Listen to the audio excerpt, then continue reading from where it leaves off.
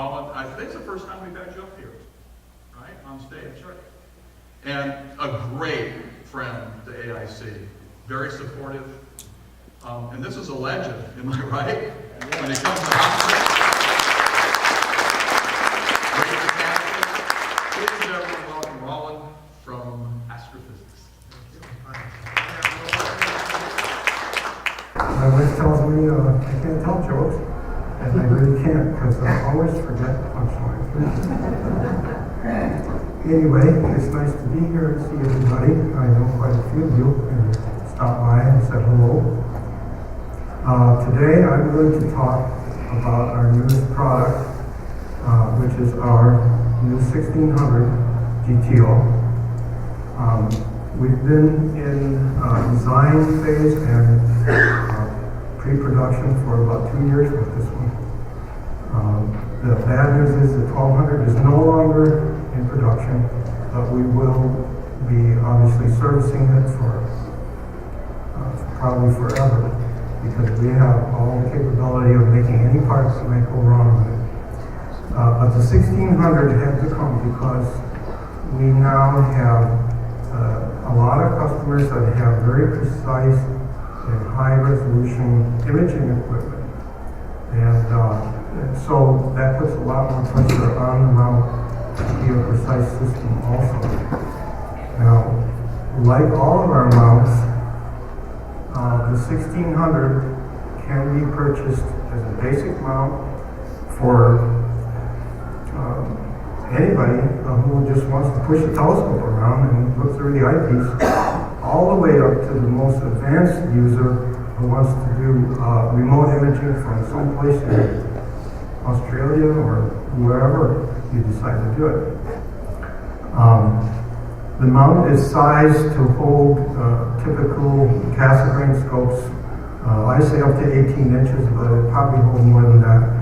The old 1200 mount would hold about 140 pounds. This mount will hold 80 pounds more. It'll hold 220 pounds. And it depends, of course, on the length. The longer the scope, the less weight you can put on because it puts a lot of torque on the wheel. But typically you can put on your 16 to 18 inch Cassegrains, refractors up to 10 inches, and other astrographs, short focus astrographs. The mount weighs a little bit more than the 1200, but it's still very portable. This is from about a year and a half ago. We decided, let's see how much we can put on this mount and still guide very accurately and perform everything that it needs to do. That's about over 200 pounds of equipment. Two 12-inch astrographs that weigh quite a lot, and a 7-inch refractor in the middle, and a whole bunch of conways, whatever we could scrounge up on there to conway it. And as you can see, it's your basic mount, still everything's all open to the air.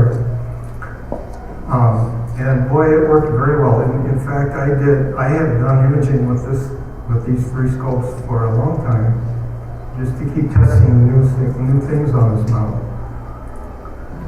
It has some new features to make it easier to set up in the field if you like to take a mount like this out in the field. And it can be taken out because it comes apart in two pieces, and the heaviest part is the RA assembly. And I can actually lift it up. I'm a small guy, as you can see. And some of the things that we've added to it to make it easier to set up is that the azimuth adjusters are now in the rear instead of the front.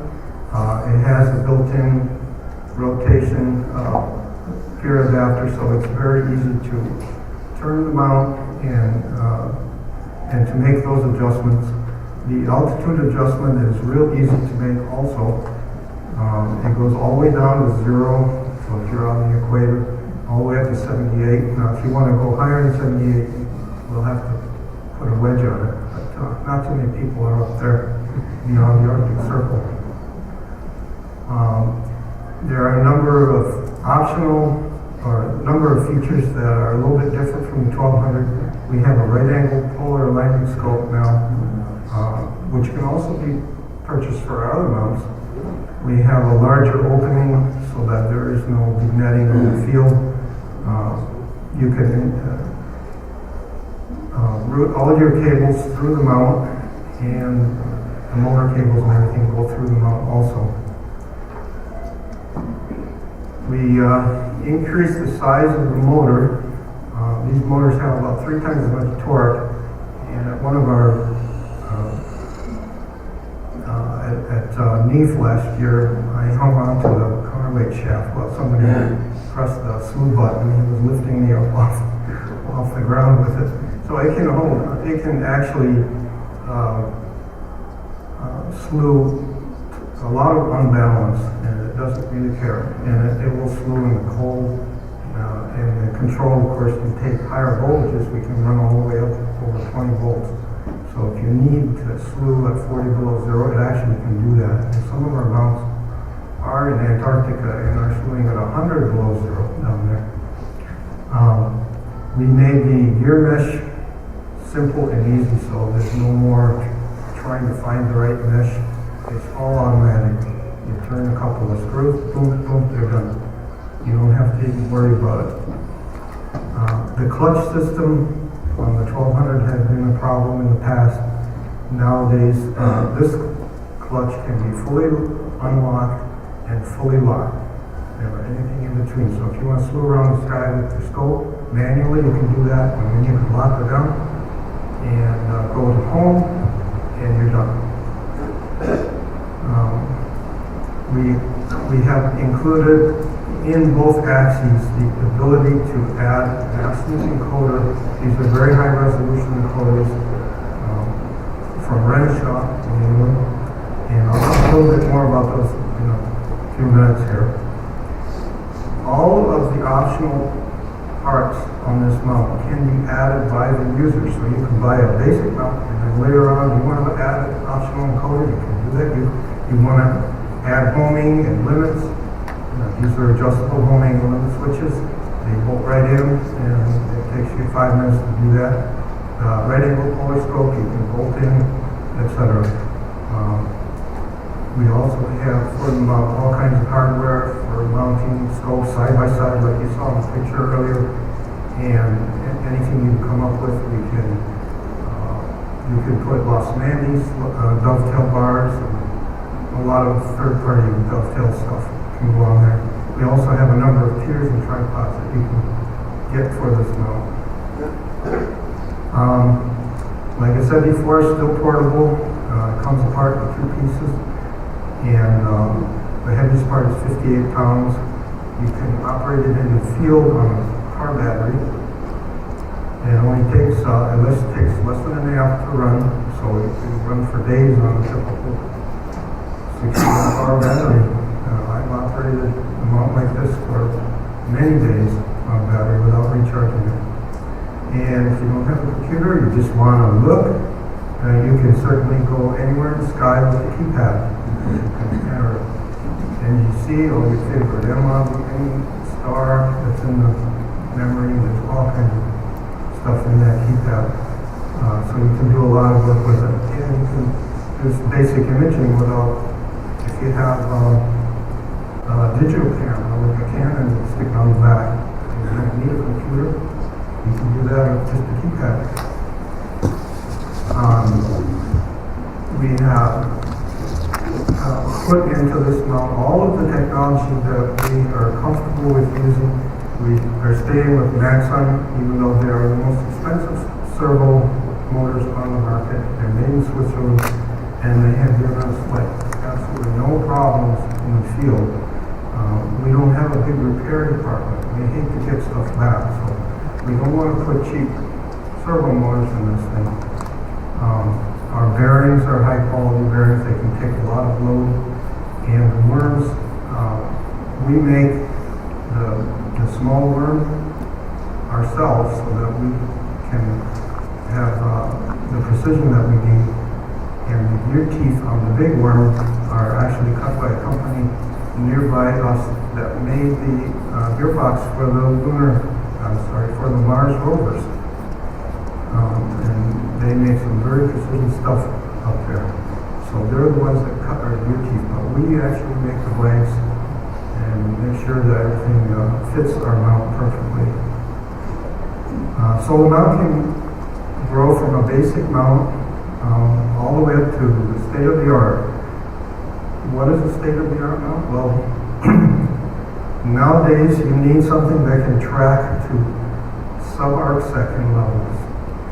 And with the Renshaw encoders on both axes, we can guarantee sub-arc second motion control, both on the RA and deck. So why do you need tracking on deck? Well, actually, what we want to be able to do with this mount is to do unguided imaging at sub-arc second levels, and you can do that with this mount. And I have done it using our new APCC software control, taking simple pointing model that Howard created for me with just 26 points. I was able to do, we were able to go up to half an hour within 1 arc second so without tracking within 1 arc second. At several points in the sky. Just pick a point, aim it, and see what happens to the drift on the two axes. And they were drifted like 0. And that means you have to drive both the RA and the deck axis at very precise points. So when we have encoders on RA and deck, we can close the control loop now, and not just hope that when we tell the motor to move 1 or 2 arc seconds, that the scope will actually move 1 or 2 arc seconds. We can now guarantee that it will. Okay, so that's the latest thing. The basic gear accuracy for the typical user will be 5 arc seconds or less. You can certainly use PE on Tempro to get it down to 1 arc second or better. But with encoder feedback, PE is gone. It's essentially 0. All you have left is noise. And that noise is a lot less than the atmospheric noise. And with APCC modeling, you can now get unguided imaging. And I've done a number of images that I posted on Astro-Physics. Oh, looks like my time is up, sorry.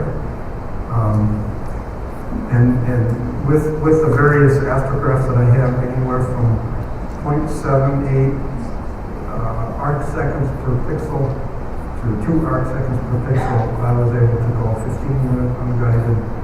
And I don't make very good pretty pictures. In my Illinois location, I have a lot of sky gold, but pretty pictures is not the goal here. It's round stars is the goal. So these are 10-minute unguided. Here's a 15-minute unguided, and another 15-minute unguided picture. This picture here is a series of, I think, 30 or more separate sub-exposures. Every one is perfectly guided. So I don't have guiding failures. I don't have to worry about the camera not being able to guide. When I'm doing unguided imaging, I just shoot and away it goes. And I can move the scope over for drizzle and then shoot again. And it's going to be there. It's not going to be a little bit there and then later on it'll be a little bit further over. It's going to be right there.